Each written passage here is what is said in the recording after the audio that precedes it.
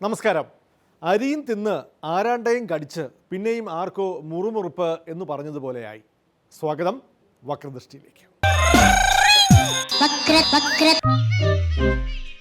ആദ്യമൊരു നാടക വിശേഷത്തിൽ നിന്ന് തുടങ്ങാം. സംസ്കാരവും കലയും നന്നാക്കേണ്ടത് സർക്കാരിൻ്റെ ചുമതല തന്നെയാണ്. നാടകത്തെ കൈപിടിച്ചുയർത്താൻ സംസ്ഥാന സർക്കാർ തയ്യാറെടുക്കുകയാണ്. രാഷ്ട്രീയ നാടകങ്ങൾ മാത്രം കണ്ടുമെടുത്ത അരങ്ങിൽ ഇനി 365 ദിവസവും നാടക തിരശീല ഉയരും. പല തിരനാടകങ്ങളും രചിച്ചവരാണ് നമ്മുടെ രാഷ്ട്രീയ വേദിയിലും സഭയുടെ അരങ്ങിലും തിളങ്ങിയത്. എന്നാൽ ഇനി തനതു നാടകത്തിനായി സർക്കാരിൻ്റെ കൈത്താങ്ങ്. വിപ്ലവ നാടകം കളിച്ചു വളർന്ന പാർട്ടിയുടെ സർക്കാരിന് നാടകത്തെ മറക്കാനും കഴിയില്ലല്ലോ. നാടക നയം സംവിധായകൻ ഡോക്ടർ തോമസ് ഐസക് പ്രഖ്യാപിക്കുകയാണ്. സഹൃദകരെ, കോട്ടയം ജയഭാരതി തിയേറ്റേഴ്സിന്റെ 16ാമത് നാടകം അച്ഛൻ മികച്ച നടൻ. നാടകരചന ഷേക്സ്പിയർ പവിത്രൻ. പ്രധാന വേഷം, നിർമ്മാണം, സംവിധാനം സർവശ്രീ കോട്ടയം ഗോപാലൻ, ഈ ഞാൻ തന്നെ. രംഗത്ത് വീരവാസൻ, സുഗണൻ മൂത്തുകുന്നം, മോട്ടി ചക്രപാടം, മനോമോഹനൻ ഡ്രാമ ഉസ്കോള, KPSC ഓമന, കോമള തൊടുപുഴ, ക്ഷമിക്കണം, കോമള ടച്ച് റിവർ. ആ നാടകം ദുപ്പതര തുടങ്ങും. നാടകം ഇപ്പൊ തന്നെ തുടങ്ങുന്നു. ഇപ്പൊ സമീപകാലത്ത് ഏതാനും നാടകങ്ങൾ ഒരു പുതിയ തുടക്കം കുറിച്ചിട്ടുണ്ട്. ടിക്കറ്റ് വെച്ച് ആളുകൾ കാണാൻ തയ്യാറുണ്ട്, മേടിച്ച്. അതൊരു പുതുമയാണ്. അതിൽ എൻ്റെ അഭിപ്രായത്തിൽ നമുക്ക് 365 ദിവസവും ടിക്കറ്റ് വലിയ വിലയൊന്നും വേണ്ട. നാടകം കളിക്കുന്ന 3 സ്റ്റേജ് ഉണ്ടാവണം. കോഴിക്കോടും തിരുവനന്തപുരത്തും കൊച്ചിയിലും.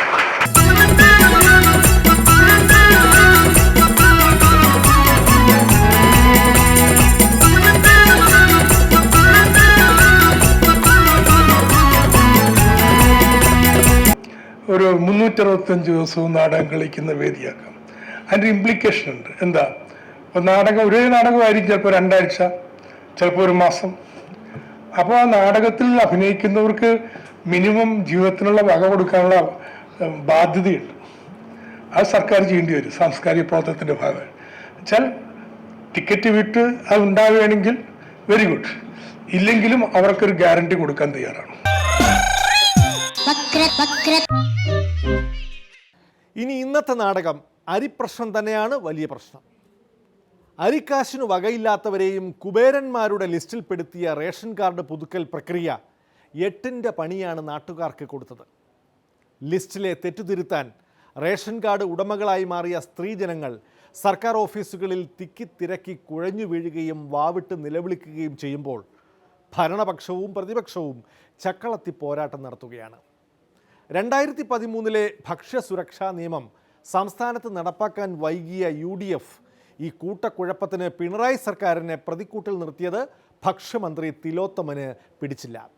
അരിയും തിന്ന് ആശാരിച്ചയെയും കടിച്ച് പട്ടിക്ക് പിന്നെയും മുറുമുറുപ്പ് എന്ന ഡയലോഗ് പറയാൻ തുടങ്ങിയ തിലോത്തമനെ മന്ത്രി കടകംപള്ളി തടഞ്ഞതുകൊണ്ട് മാത്രം പൂർത്തിയാക്കിയില്ല.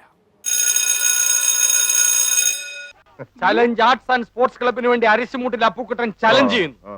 ചെസ് മത്സരത്തിന് ഞാൻ എടുത്തോളാം. വേണ്ട, ഞാൻ നടന്നു പോയിക്കോളാം. ഈ കരട് മുൻഗണനാ പട്ടിക ഇതേ നിലയിൽ ഈ ടൈം ലിമിറ്റിൽ ഉള്ളിൽ പൂർത്തിയാക്കി ഫൈനൽ ലിസ്റ്റ് പ്രസിദ്ധീകരിച്ചാണ് പോകാൻ ഉദ്ദേശിക്കുന്നതെങ്കിൽ സ്വാഭാവികമായിട്ടും കൂടുതൽ വിഷയങ്ങളിലേക്ക് കടന്നു പോകും.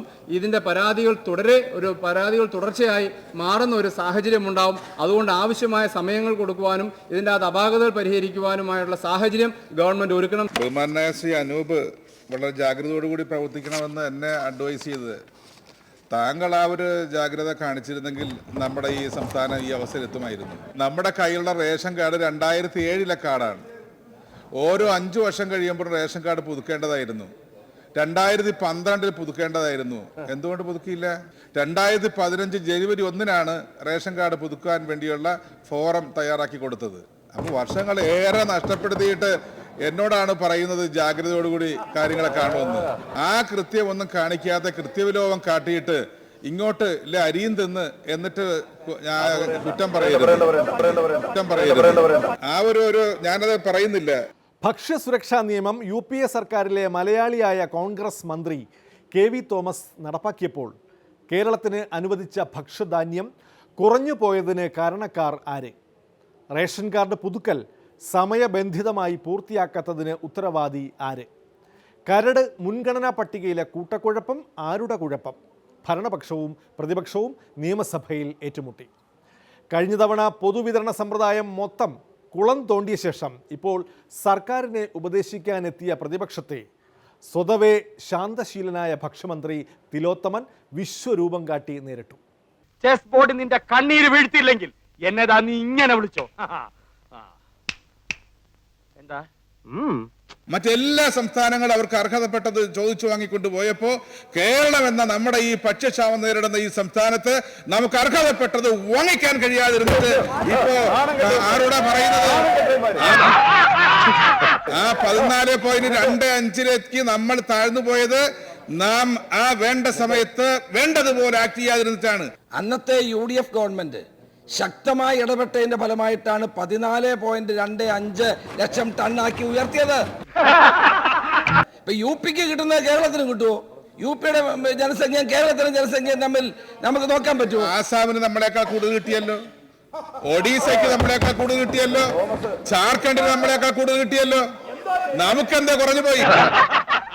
കേന്ദ്രത്തിലെ BJP ഗവൺമെന്റിന്റെയും കേരളത്തിലെ LDF ഗവൺമെന്റിന്റെയും പിടിപ്പ് കേടുകൊണ്ട് നമ്മുടെ പൊതുവിതരണ മേഖല ആകെ തകർന്നിരിക്കുകയാണ്. ഓഹോ, കളി പഠിച്ചിട്ട് വന്നിരിക്കുകയാണല്ലേ. ആ 16 ലക്ഷം മെട്രിക് ടൺ ഉപഭോഗം കേന്ദ്രത്തെ അറിയിക്കുന്നതിൽ വന്ന വീഴ്ചയാണ് ആ 12.26 എന്ന ശരാശരി ഉപഭോഗത്തിലേക്ക് എത്തിച്ചത്. അവിടെയാണ് അന്നത്തെ ഗവൺമെന്റിന്റെ പിടിപ്പുകേടുണ്ടായത്. അതിന് ഞങ്ങളെ വിടക്കിട്ട് വല്ല കാര്യമുണ്ടോ? നിനക്കിനി ജയിക്കണമെങ്കിൽ ഒറ്റ വഴിയേ ഉള്ളൂ, കുടുംബക്ഷേത്രത്തിലേക്ക് ഒരു നേർച്ച നേർന്നേക്ക്, ചിലപ്പോ ഫലിച്ചേക്കും. സാർ, ഈ മേഖലയിൽ ഇപ്പോൾ ഉള്ളത് അനിശ്ചിതത്വവും അരാജകത്വവുമാണ് സാർ ഇവിടെ ഉള്ളത്. തോൽക്കുന്നതിന് തൊട്ട് മുമ്പ് വരെ ശുഭാപ്തി വിശ്വാസം വളരെ നല്ലതാണ്.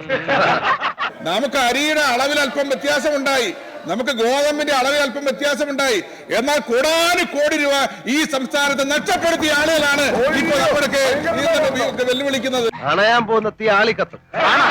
സാർ, സർക്കാരിന്റെ പിടിപ്പ് കേടിന് പ്രതിപക്ഷത്തിന് നേരെ അങ്ങ് എന്തിനാണ് ഇത്രയും ചൂടായതെന്ന് എനിക്ക് മനസ്സിലാകുന്നില്ല. നിന്നെ ഒരു മത്സരത്തിനെങ്കിലും പരാജയപ്പെടുത്തിയിട്ടേ ഞാൻ PSC ടെസ്റ്റ്. ഇവരെന്തോ ചെയ്യാതിരുന്നു? ഈ ആക്ട് എന്തോ നടപ്പാക്കാതിരുന്നത്? ഈ ആക്ട് നടപ്പാക്കാതിരുന്നത് എനിക്ക് നന്നായിട്ടറിയാം. ഞാൻ അതൊന്നും ഇവിടെ പറയുന്ന രസീനൂപ്. ഇവിടെ ഈ ആക്ട് നടപ്പാക്കുമ്പോ ഈ പൊതുവിതരണ രംഗത്തെ മധ്യവർത്തികളായിട്ടുള്ള ഇന്റർമീഡിയറ്റ് പോയിന്റ് നിൽക്കുന്ന നമ്മുടെ 333 ഹോൾസെയിൽ ഉടമകൾ നിങ്ങളുടെ മുമ്പിൽ അവരായിരുന്നു, നിങ്ങളുടെ കണ്ണിൽ അവരായിരുന്നു. നിങ്ങൾ അവരെ മാത്രം നോക്കി നടന്നു. അതുകൊണ്ട് ഈ നിയമം നടപ്പാക്കുന്നതിൽ നിങ്ങൾ കാലതാമസം വരുത്തി, മനഃപൂർവ്വം താമസിപ്പിച്ച് ഞങ്ങളുടെ പെടലിൽ കൊണ്ടു വെക്കാൻ വെച്ചിരുന്നത്. തിലോത്തമന് സാധാരണഗതിയിൽ തിലോത്തമൻ നല്ല ശാന്ത സ്വഭാവിയായ ഒരാളാണ്. അങ്ങ് ഇത്രയും ചൂടായത് എന്താണെന്ന് എനിക്ക് മനസ്സിലാകുന്നില്ല. ഞങ്ങൾ ഈ ആക്ട് എല്ലാ അർത്ഥത്തിലും അങ്ങേയറ്റം സുതാര്യമായി കാര്യക്ഷമമായി നടപ്പാക്കും. മുഴുവൻ അർഹതപ്പെട്ടവർക്കും ഇവിടെ അരിയും ഗോതമ്പ് കൊടുക്കും. ഈ നിയമം നടപ്പാക്കി കഴിഞ്ഞാൽ കേരളത്തിലെ ജനങ്ങളുടെ ഇന്ന് ലഭിച്ചുകൊണ്ടിരിക്കുന്ന റേഷൻ അരി കുറഞ്ഞാൽ അങ്ങക്കായിരിക്കും ഇതിന്റെ ഉത്തരവാദിത്വം കൂടി ഞാൻ പറയാൻ ആഗ്രഹിക്കുകയാണ്. ഈ സംസ്ഥാനത്തിന് അർഹതപ്പെട്ടത്, അവകാശപ്പെട്ടത് കേന്ദ്രത്തോടൊപ്പം വാങ്ങിക്കാൻ ഒരുമിച്ച് നിൽക്കുക എന്ന പ്രശ്നത്തിലാണ് ഇവിടെ മുൻകൈ എടുക്കേണ്ടത്.